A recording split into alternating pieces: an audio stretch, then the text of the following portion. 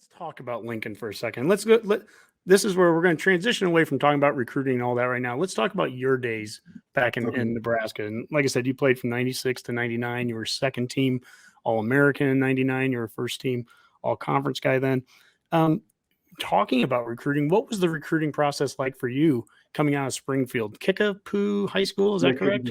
Correct. You said it right. Kickapoo, the Chiefs.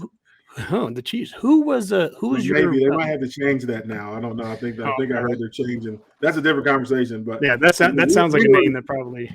Yeah, we were the Chiefs. The Chiefs. Who would have been your recruiting coach? I guess was there someone that had your region or? Coach Brown. Coach Brown recruited me. Okay, Ron Brown, did you? Yep, and he's still a guy that's around, and I see him and talk to him all the time when I'm back. And my daughter's actually working for the athletic department now. She's filming practices and games. She's a freshman down there, so we were back for the spring game, and Coach Brown and her, had a good conversation, and I introduced him because he had seen her around and thought she looked familiar but didn't know. But so he was my recruiter and somebody that's that we think very highly of in our household. So he was the guy, still the guy. You mentioned earlier how, and I'm guessing he did a lot in Missouri regionally then, but that Missouri was a major state for us. And you hear fans right now say, we've got to get back to St. Louis and we got to get back into KC. And we do. But Missouri back then, I mean, you were from Springfield. The Westerns were Webb City. Mike Rucker was, St. Joseph. So it was all around that state. That was really a major producer for us. And I think it was the sack on Corby Jones at the end of that 97 game. I want to say three of the guys on the D line, 2 or 3 of the guys on the D line were Missouri guys, because I think it was Rucker and Wistrom at least converged on them. Yeah. And to get back into that area, but that's interesting. So you get recruited by Ron Brown, and then so you come to Lincoln, and now you're not playing for the recruiting coach, you're playing for McBride would have been the defensive line coach, right? Yeah. So what was that like? What was Coach McBride like as a position coach, as a coordinator? Coach McBride, the funny thing about Coach McBride is he was, and anybody that's been around him knows that he is full of fire, and he doesn't hold his tongue, and he says what he is on his mind. The one thing I always loved and respect about Coach McBride, even to this day, we talk all the time, and he tells you the truth whether you want to hear it or not. And that's one thing I've kind of prided myself on doing, because it's made such a huge difference and impact in my life, that if I've got somebody that I know is telling me the truth, whether it hurts my feelings, you guys still there? I had a little. Yep. Whether it hurts my feelings or it builds me up, that we're gonna say it, or we're gonna have that conversation anyway. And that's the kind of coach he was. But it was coming from a place of love, and not a place of him trying to tear you down and just be evil.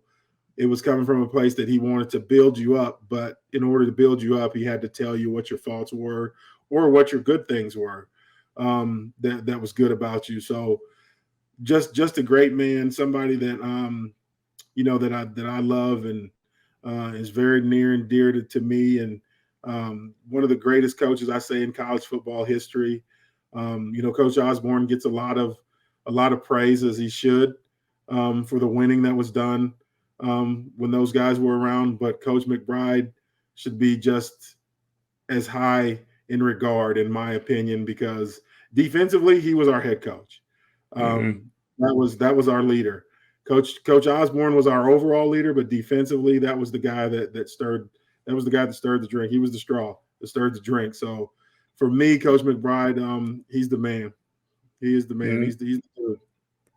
Osborne got there, or took over in 73. McBride got there in 77. He was the right-hand man. He was the defensive guy for the last 20 years there. And you think about, I love the way that former players will talk about him. And it's everything you just said there. This guy he'll be as hard on you as anyone, but then he'll turn around and he'll love you at the end of the day too, and be able to do both. Actually, Rob, when you talked with Chancellor Brewington a week or so ago, he talked and said some of the exact same things about Sean Beckton, and it made me think the exact same it made me think of McBride actually as he was talking about Becton, because it was this, he'll be meticulous and he'll let you know everything you did wrong and all that, but man, he'll never let you walk away at the end of the day without giving you a hug and telling you he loves you too. And so that's a great coach there. Next to me I've got the 99 media guide, and you were there during a very special time of Husker football. I mean, 96, when we talked to Damon Benning, and that was Damon's senior year. That team went 11-2, and nobody, and they don't get any of the credit because they're in the middle of all these undefeated teams. All right, so there's an 11-2 team. Obviously, you had 2 starts on the 1997 national championship team. You played quite a bit there. You had 8 starts in 98, and there's a transition year, Solich's first season. That 99 season, though, that is, for the Redcasters are too young to remember that.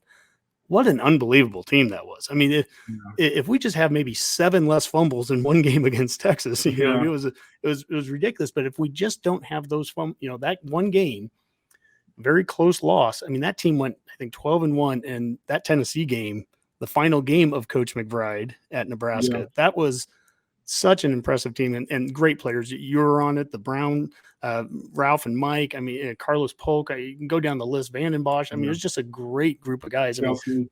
Kelsey. Oh yeah, the Kelseys. I mean, man, the amount of guys. Jason Wiltz, the guys that you played with on the D line alone in your 4 years. I don't know. I'm rambling here. Just tell me about your 4 years. What was it like to be there during that time? This is how I explain how it came in. As my first. I love to tell this story. My first full pad practice as a freshman, and we're doing inside run. And, I'm a defensive tackle, nose guard. I've got the A gap. That's my responsibility, is to shut that down. And all I knew is the ball was snapped, and I saw like a red missile fly through the A gap. I'd never seen anything in my life move that fast through the hole. It was a Mon Green. I'd never in my life seen a human being move that fast on a football field. And that was my very first full padded practice. So right then I knew, like, whoa, these are some different type of cats.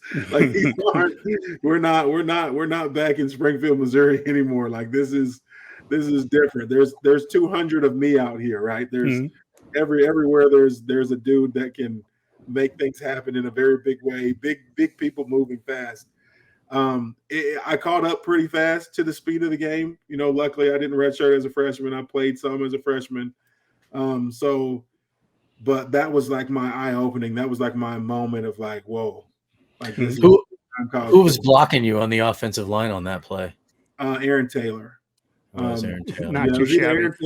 Aaron Taylor, Hoskinson, or Heskew. I was hoping you'd bring up Heskew because he's a we'll call him an acquaintance of ours. So it was either one of those 3, and I'm talking about 3 great centers and 3 great guards and guys that could play like. So I had to deal with those guys, and then I had to deal with Dominic Raiola coming in after that.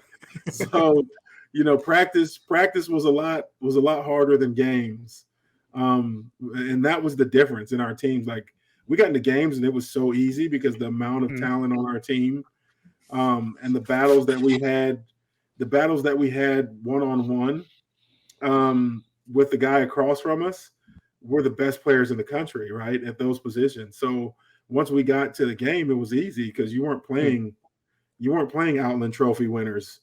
I had 2 Outlands, I had 2 Outlands that I went against in my 4 years, right? Raiola and Taylor, right? So you weren't playing against those guys every week, but every day in practice you were going against them. So it was different. It was different. And, I do have faith that one day Nebraska will get back there. We don't know when it'll happen, but I have faith that it will happen.